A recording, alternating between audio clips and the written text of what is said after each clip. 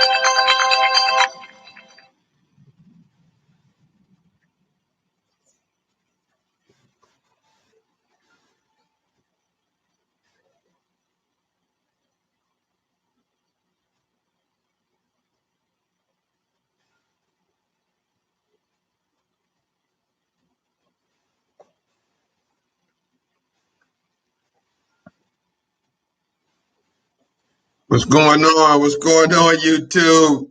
Hey, Jared Brown, how you doing, brother? Thank you for joining me. Man, this is some information that I hope people will come in and see, especially, Jared, people on dialysis, man. I got the 411 here on information that dialysis personnel know and learn, that patients can also know and learn, can know what's going on with their situation.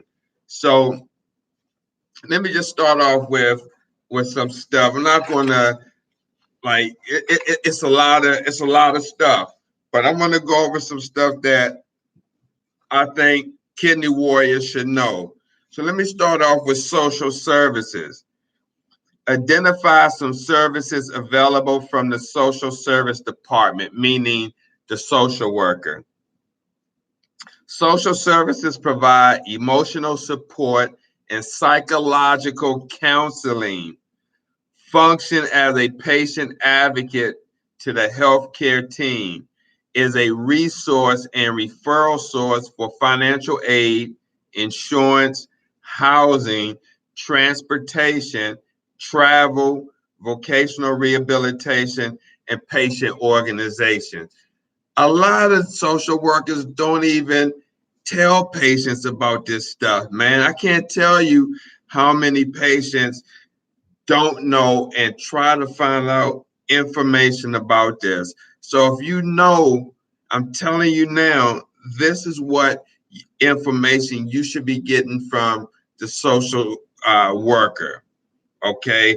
Again, social services provide emotional support and psychological counseling, function as a patient advocate to the healthcare team, is a resource and referral source for financial aid, insurance, housing, transportation, travel, vocational rehabilitation, and patient organization.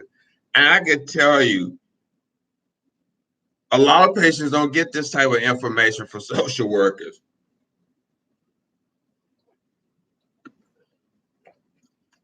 Let me tell you some of the issues that patients have to deal with to adjust to dialysis. What are some issues a patient might have to deal with in order to adjust to dialysis?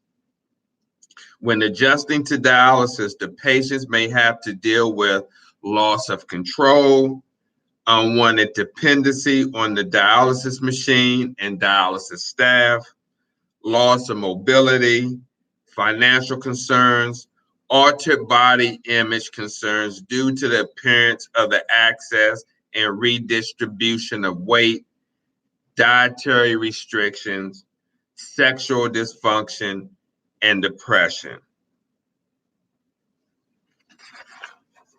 Our patients don't know about that. All right.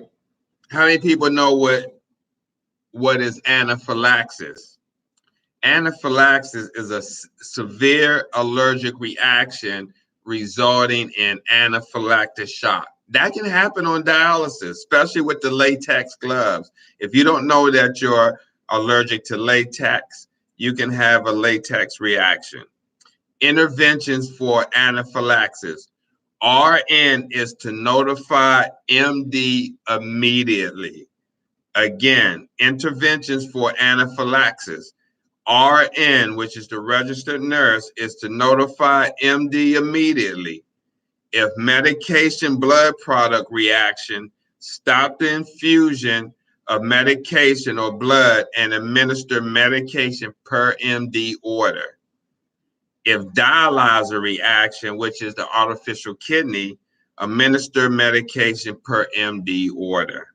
Do not return blood and maintain access.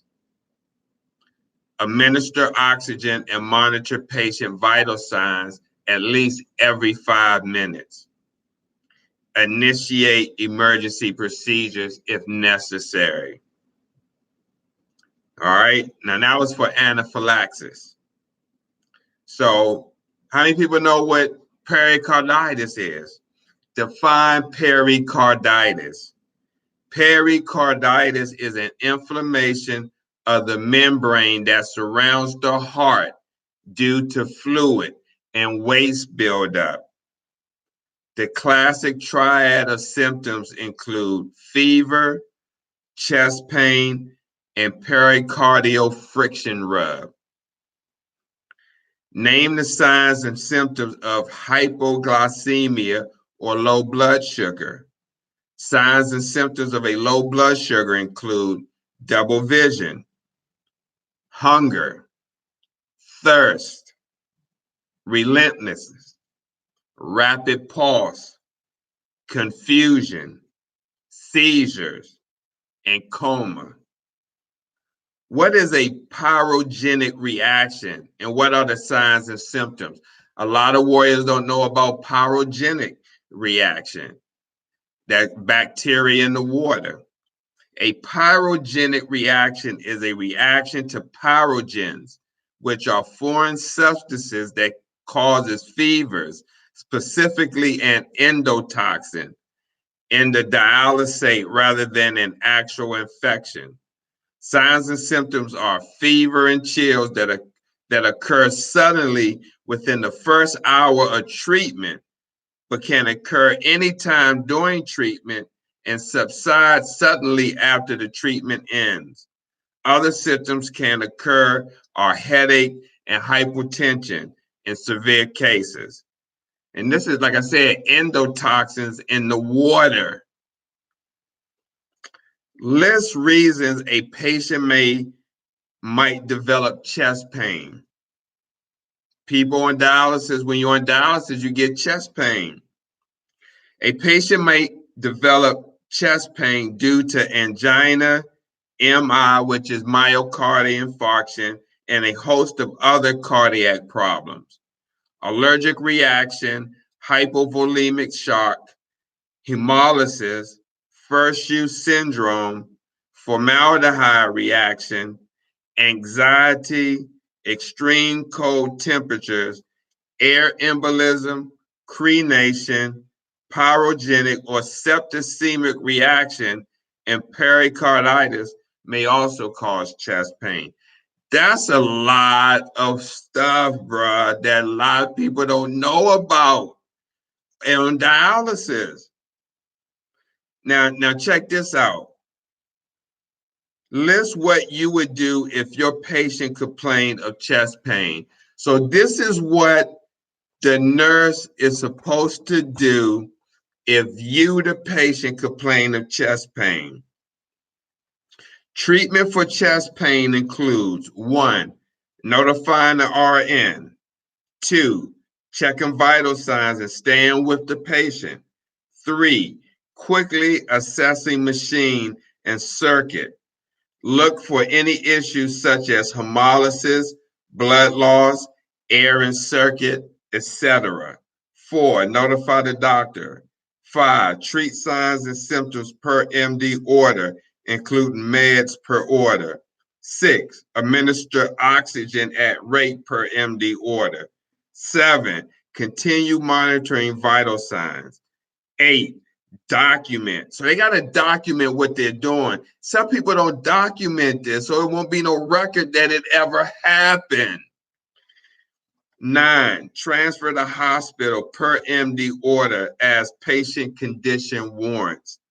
So if you complain of chest pain, I just took you through the steps that the medical personnel at the clinic is supposed to do. It's supposed to give you the nitrogen, okay? Put it under your tongue. What might your role be during a code? Now, a code is a cardiac arrest, and they're asking what the nurse or technician, what might be their role if you experience a cardiac arrest or a code. In a code situation, the charge nurse is the coordinator and will issue appropriate directions. Usually, one staff member is required to use the ambu bag to give respirations, and one person is needed to do cardiac compressions and run the AED. Other staff members help as needed by putting the patient on the floor, bringing the crash cart, AED, hooking up the oxygen, placing AED electrodes on the chest, and caring for the other patients. So this is what's supposed to happen during the code. So you'll know. So you'll know when the patient's treatment is terminated and the code situation is resolved or 911 has arrived, do not disassemble the dialysis machine until directed to do so by the charge nurse technical department. Always pull the machine and tag for inspection by the chief technician and or equipment technician. Use a spare machine for the next treatment. Document immediately what happened. Let me see. Okay, let me tell you what causes air embolism. Empty IV normal saline bag, an unclamped IV line, air leak in blood lines, air detector not armed, loose connections or separation of blood lines. Patient inhales while CVC is open to air. Pre-safety checks not done properly. Okay, so list the treatment steps for treating an air embolism in the correct order, besides for calling help. To remember the correct order of the steps involved in treating an air embolism, remember the acronym COLT, C-O-L-T. Clamp the venous line, turn off the blood pump, turn the patient on their left side and place the patient in Trendelenburg. Administer oxygen, stay with the patient and get CPR if indicated. Okay, what are some symptoms you might see with an air embolism? Some symptoms a patient might exhibit are chest pain, shortness of breath or breathing, and coughing. Okay. Okay, I did pericarditis. Um, what causes hypotensive episodes and what are the signs and symptoms? Hypotension, which is low blood pressure, is the most common complication during dialysis and it can be life-threatening. Hypotension is described as a systolic blood pressure of less than 100 megahertz and or decrease of systolic blood pressure by greater than 20 to 30 megahertz from the previous blood pressure and the patient is symptomatic. Patients at greater risk of hypotension are the elderly, diabetics, and cardiac patients. Most hypotension is caused by fluid depletion. Too much fluid is removed and or fluid is removed too fast. Septicemia or pyrogenic reaction can also cause severe hypotension and shock. That's infection. Other causes of hypotension or low blood pressure include taking blood pressure or cardiac medications before treatment. Don't take your medicines before dialysis. Eating while on dialysis. A blood loss greater than 200 milliliters. Blood exposure to dead bacteria, endotoxins, or microorganisms. All this stuff can happen on dialysis. And I done got so much stuff that they want these people to know that, I can't go over all this in one night, but I'm going to go over stuff that you should know and then hopefully do a part two. Let me see. What are the signs and symptoms of low blood pressure? Signs and symptoms include low blood pressure, yawning, diaphoresis, which is sweating, nausea, vomiting, increased pulse, blurred vision, dizziness, cramping, seizures, and unconsciousness. If left untreated, severe hypotension can result in respiratory and cardiac arrest. Any indication that the patient may have hypotension indicates the need for immediate blood pressure check. Now, again, I talk about this all the time when you're at a unit and the staff don't monitor you well enough, and this happens and they're not aware. So please be mindful, okay? Hold on. Let me see. Sorry, guys. So that's the symptom of low blood pressure.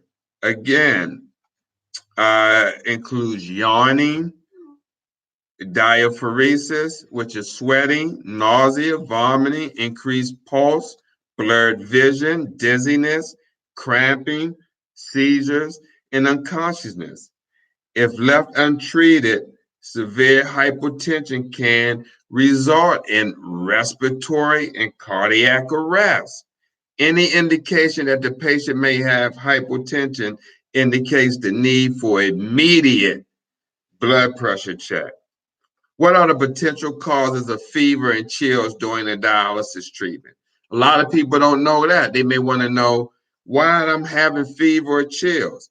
Okay, infection is a potential cause of fever and chill. There is also the potential for fever and chills from pyrogens and endotoxins. These are toxins released from cell walls of dead bacteria.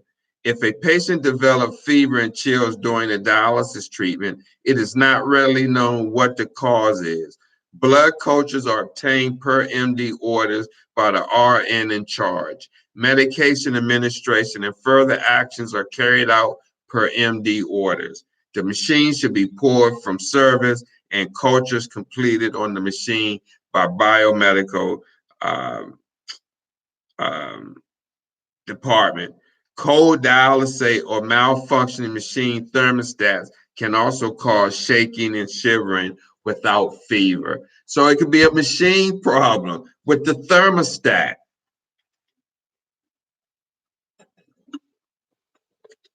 So they say, how is cramping treated? A lot of warriors cramp, Jared, on dialysis. Use pressure against cramping muscle. And it says, do not massage. A lot of people massage, but here they're saying, do not massage. Assure accurate assessment of dry weight and accurate calculation of desired weight loss in UF goals. It may be necessary to have a nutrition consult to discuss fluid gains. How do you test for a small blood leak? Now, in these machines, these dialyzers can have a blood leak, and that could be a big problem. So you want to know how they test for a blood leak? If a blood leak is small, blood in the waste dialysate is not seen by looking at the dialysate holes. Testing for a small blood leak consists of dipping a approved blood leak test strip into dialysate obtained from the outflow dialysate port. The blood leak test strip will change color if it is positive for blood. Do not return blood if the test is positive or if there are visible signs of blood in the dialysate. Man, this is a lot of stuff. I'm telling you that patients need to know. I know it's a lot, but knowledge is power. Knowledge is power. I may even put a book or some type of manual together so patients can know. Like, for instance, what is Steele syndrome? Okay, let me tell you what Steele syndrome is.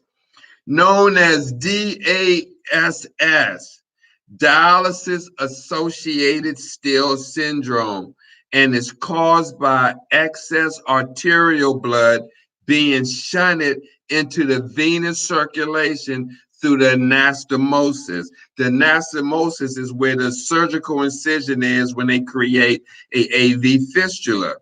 This leads to a reduction of blood flow, ischemia to the extremity, either the hand or foot. Basically, it's still in blood and the blood can't get to the hand or foot wherever the access is. Basically, the creation of the access robbed The rob blood flow from the extremity distal to the access. If still syndrome is extreme, the surgeon may have to band the access to allow for more blood flow back to the distal extremity. The symptoms associated with Still syndrome are pain, tingling and numbness, cold, cyanotic, or blue digits, and or nail beds. Okay, this is all in the fingers. Identify some concerns or issues with external access, meaning catheters. External means part of the access is on the outside of the body, not entirely covered by the skin. Prior to the use of any external access, caregivers must assure placement was verified by X-ray or fluoroscopy. If there are any issues, concerns regarding the external access, catheter become infected more easily than internal access. So let me just say this. This happens when patients are first diagnosed and they got to put an access or the catheter in so you can start that first treatment. And usually we can't start treatment until we know that it's been verified by x-ray that the catheter is in the correct spot. Okay. So external accesses or catheters become infected more easily than internal access, meaning the graft or AV fistulas. They may become kinked, develop one-way obstructions, fibrin sheaths, and may require a lower blood flow rate, which results in poor clearance. And that's what I was talking about when I was talking about catheters in that other video. They get fibrin sheaths at the end of the tip, which is kind of like byproducts of cloth, which clings to the end. Internal jugular catheters, most common external access.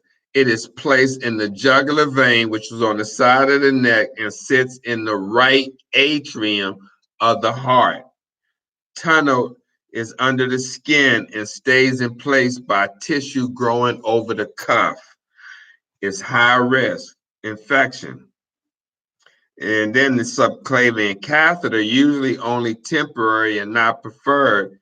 It is placed in the subclavian vein and the tip sits in the right atrium of the heart. Problems with that, increased stenosis. Subclavian catheters are associated with central vein stenosis and thrombosis, and extremities should not be used for internal access creation if catheter-induced central vein stenosis or thrombosis on the same side is present and cannot be corrected. And it's a high risk for infection.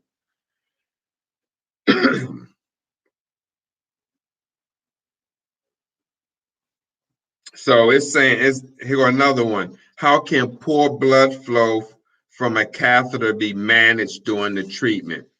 Position changes such as lowering the patient's head or having the patient move from side to side can improve flow. Asking a patient to cough may also help. These are measures to try to move the catheter tip to provide better flow. Reversing the line is considered a last resort measure to improve the blood flow. This is considered a troubleshooting measure and must only be done by the RN, as only the RN is licensed to assess and troubleshoot an access. The MD must be notified of access issues and inability to obtain prescribed treatment.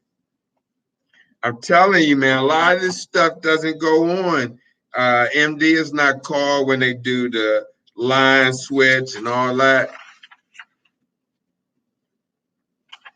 Talked about that. Man, it's like 35 minutes. You know, I mean, I've been through some stuff, but I mean, you see how much information that is, man? Like, that's why we're trying to get this out here, Jared, or whoever's watching this show. This is important. And again, we have to increase our YouTube numbers, our subscribers to reach more people. Share this broadcast. I mean, just share it to any groups, the YouTube broadcast. Please, guys, we need this. Now, check this out. A lot of people don't know this. Explain how to clean the patient's skin in preparation for needle insertion. Now, how many patients know what the preparation is before they put the needles in your arm? They could just wipe it with one wipe of alcohol and call it a day. But this is the preparation. After carefully selecting 2 cannulation sites, meaning 2 sites to stick the needle, each cannulation site is cleaned with betadine pad or alcohol pad in a circular motion from the insertion site where you're going to stick out to the cover, a 2 to 3 inch area for 30 seconds. If betadine is used, allow it to dry for 3 to 5 minutes. Use your facility's recommended antiseptic policy. A new prep pad for each site should be used. The site should not be touched prior to needle insertion, or the site will need to be cleaned again. How many warriors know that? I mean, and how many warriors know this? What insertion angle should you use for cannulation? Yes, when the caregivers stick the needle in your access, they need to go in at a certain angle. And here it goes. Cannulation should be performed with the fistula needle bevel up. The bevel of the needle should be up, and the fistula needle should not be routinely flipped.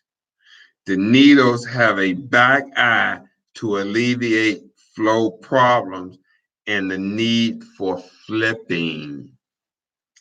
Generally, fistula needles are inserted into an AV graft at a 45, I repeat, a 45-degree angle and into an AV fistula at a 20 to 30-degree angle. However, the angle is really dependent on the depth of the access.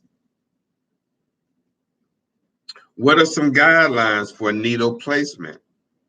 When evaluating the access, if you cannot feel the thrill, listen for the bruit. If neither is present, do not cannulate the access. Stay 1.5 to 2 inches away from the anastomosis. Avoid cannulation near a previous site. Site rotation is essential to the longevity of the access. Needle tips should be at least 1.5 to 2 inches apart. Needle placed too close together cause recirculation and an inadequate dialysis treatment. Do not select an aneurysmal or pseudoaneurysmal area. Do not select a tender area. Do not select a site that appears infected, redness, drainage, tenderness, or swelling. If a needle penetrates an area or access infection, the needle can carry the infection to the bloodstream, causing septicemia. What direction should the needle be placed for optimum dialysis? The arterial needle can go with or against the flow. The venous needle must be placed in the direction of the flow of blood. So these are some important tips. I'm going to do some more on Facebook. I want to shut it down now. I gave 40 minutes or so, I believe, some good dialysis tips. Stay tuned for another episode of more of what dialysis personnel knows and about your treatment. So, guys, thank you for watching Urban Health Outreach Media, this 40-minute broadcast of information that dialysis personnel learn about your treatment and what you should know. Thank you guys for tuning in. Have a great evening and God bless.